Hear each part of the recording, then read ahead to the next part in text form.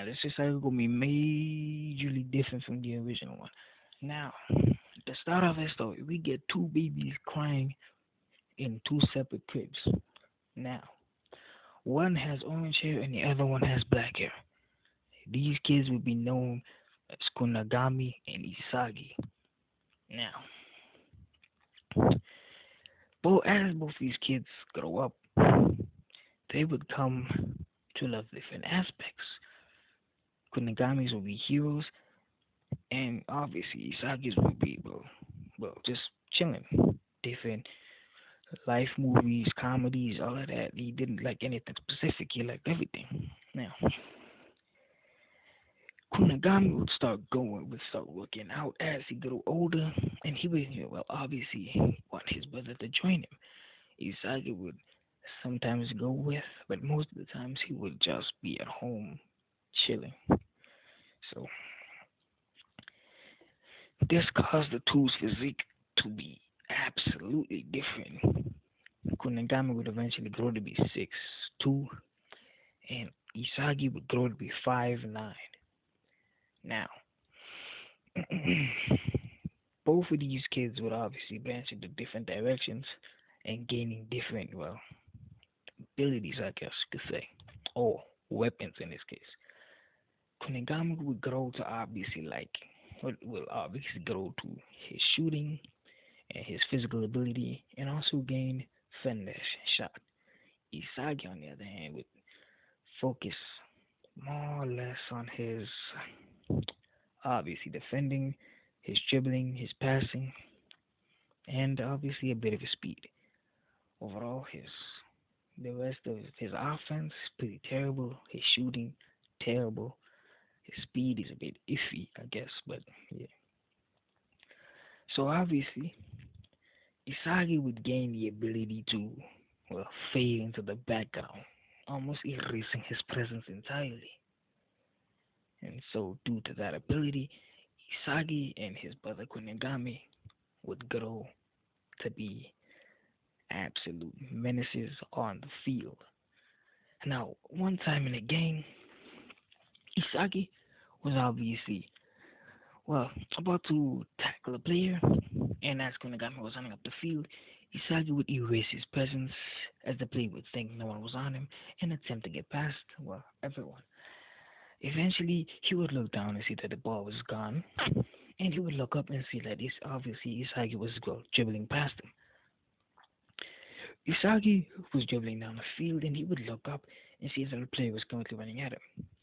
Isagi would quickly nutmeg the player and continue to dribble down the field as he would obviously look around for a player and spotting his brother in the perfect shot to score a game-winning goal. Isagi would obviously cross the ball towards his brother as his brother would obviously start getting into a shooting position. As the ball would land by Kunigami's feet, he would shoot the ball off into the goalpost, obviously winning the game with 2-0. Now, Isagi and Kunigami were menaces on the field and off the field. Well, both of them obviously going into different fighting aspects, I guess. But that's not important for now. But okay, one day, as Isagi and Kunigami were playing against Kira's team.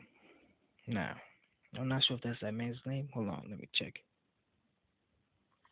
Nah, it is. We chilling. But anyways,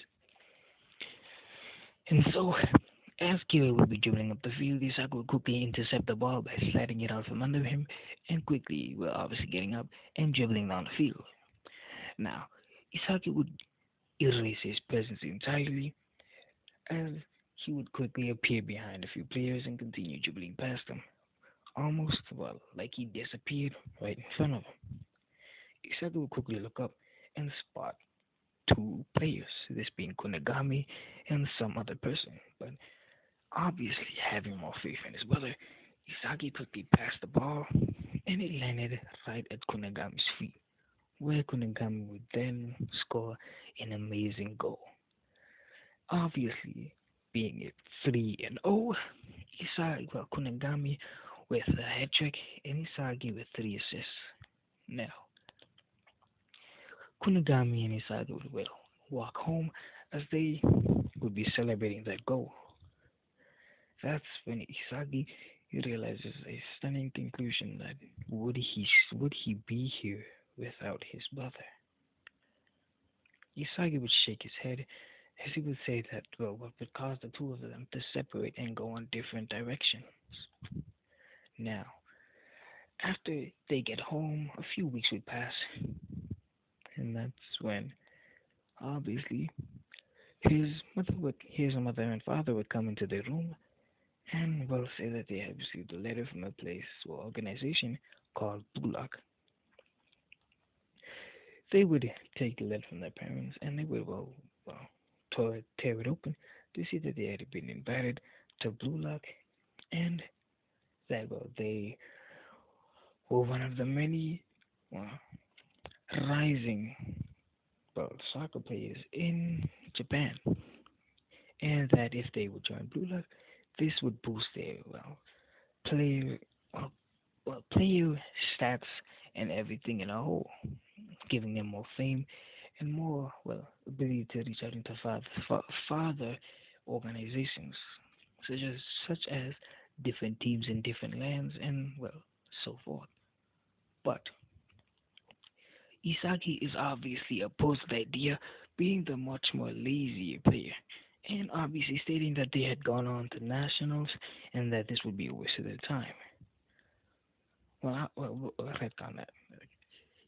Kunigami would be opposed to the idea, saying that they had already gone on to nationals and that this was not that important.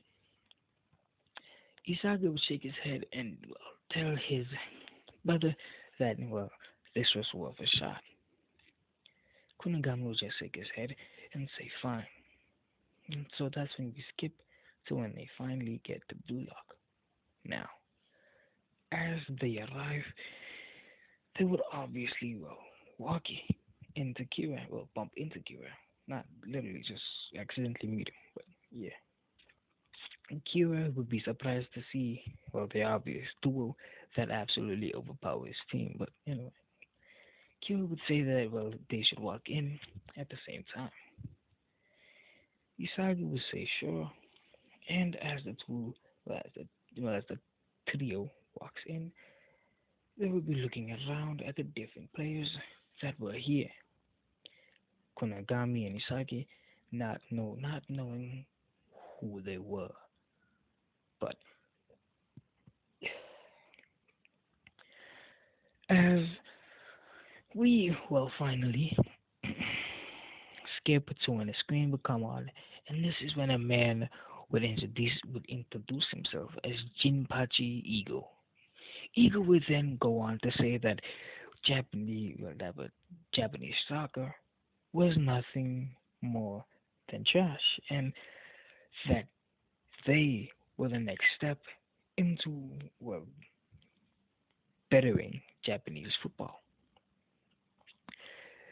Jinpachi would point at a door, while Ego would point at a door, saying that if they walked through this door, that they would abandon their players and their former selves, that you will inherit his ego, that you will become the best striker there ever was.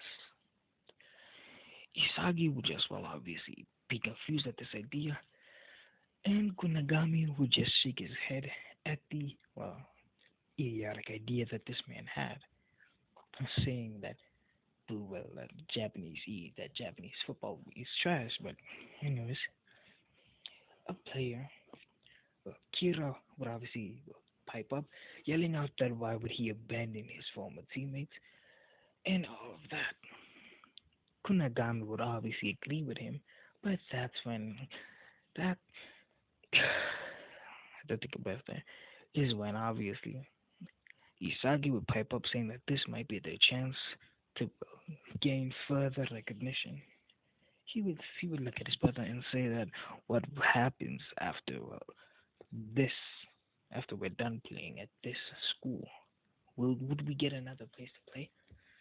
This is when Kunigami would get to thinking, and that's when he realizes that that obviously Blue Lock is, well, you'd basically be getting a recommended spot in an overseas team probably.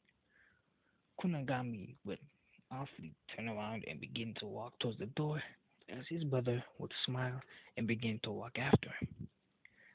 Players would then begin to just jog past them, as that is when we get to Blue Lock. Now,